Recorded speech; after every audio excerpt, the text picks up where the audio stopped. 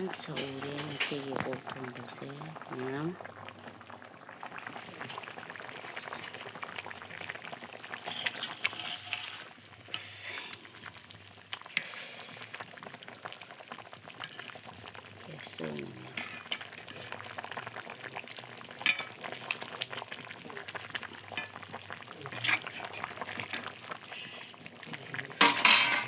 Aku dapat makan ni je.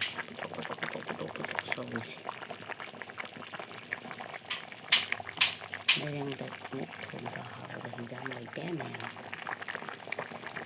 Nhưng được thùng và sự thầu lên cái thùng. Cho nên mình lấy được cái đi nào.